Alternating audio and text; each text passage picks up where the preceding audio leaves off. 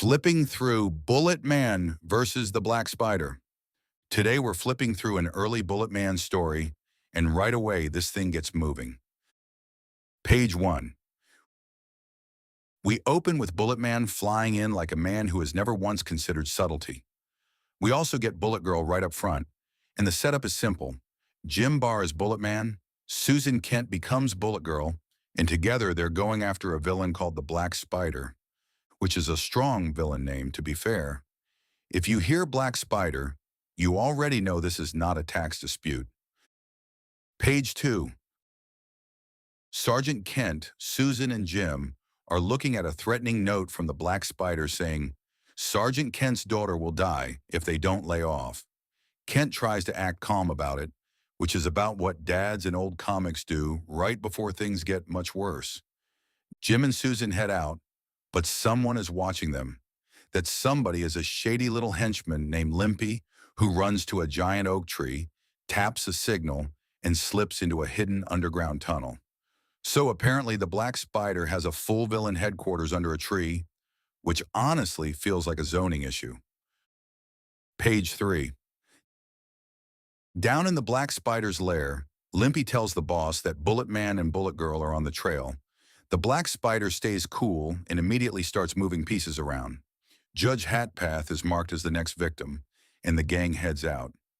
Meanwhile, Bulletgirl is already on the job, sneaking into the judge's house just in time to stop the Black Spider from killing him. She crashes through the scene, spooks the villain, and the whole room turns into a panic attack in formal wear. Page 4. Bulletman and Bulletgirl now fully enter the fight, and the Spider's gang decides to handle this the old-fashioned way, with fists, guns, and bad decisions. Bulletman starts cleaning house, and Bulletgirl proves she is not there to stand in the corner and wait for the men to finish. She jumps into the fight too, which I appreciate. Golden Age comics will sometimes introduce the partner and then have them do nothing. Not here. She's in it. Page 5. After the brawl, the judge is safe, but the Black Spider and one of his goons, Tiger, have escaped. So Bulletman and Bulletgirl take off into the city sky again, following the trail.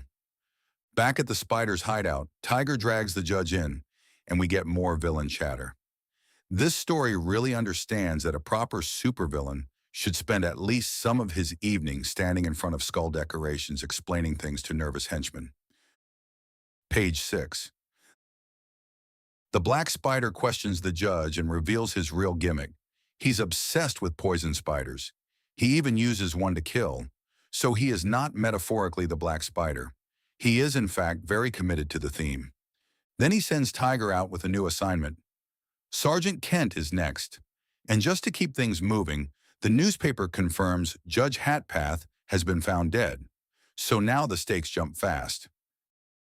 Page 7. Back at headquarters, Sergeant Kent is worried and Jim is trying to figure out who the Black Spider could be.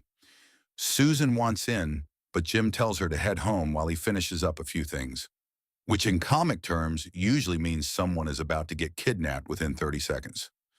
Sure enough, Tiger and another thug walk right into police headquarters, slug Sergeant Kent, and haul him off over the rooftops. It is a bold plan, but then again, this is a story where a criminal empire lives in a tree. Page 8. Jim does some detective work and finds a clue tied to Jules Ray, a French murderer who was once captured and imprisoned. He starts piecing together that Sergeant Kent has been taken by the Black Spider. Then Jim spots a shadowy watcher outside his window and decides to follow it. This is one of those old comic moments where a man sees a suspicious silhouette and thinks, yes, that seems like an excellent thing to pursue alone at night. Page 9. The shadow leads Jim straight to the oak tree hideout. Susan wants to come, but Jim tells her this is his battle. He changes into Bulletman and rockets off. Inside the lair, Sergeant Kent is already captured and tied down, with the Black Spider preparing to hang him. And the Spider really makes time to savor this stuff. He's not efficient, but he is theatrical. Page 10.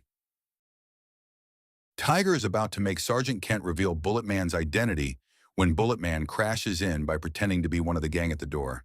It's a good little trick, and for a moment he gets the jump on them. The disguise drops, Bulletman reveals himself, and now the fight is on in the Black Spider's den. At this point, the story is done pretending anyone's getting out of here quietly. Page 11. Bulletman starts flattening goons while another one tries to escape. That's when Bullet Girl arrives because of course she followed him anyway. Good. Somebody in this story is making practical decisions. She helps shut down the escape route, joins the cleanup, and Sergeant Kent finally realizes who she is. Bulletman then says he knows who the Black Spider is, which is exactly the kind of line you throw out right before the villain starts monologuing from the ceiling.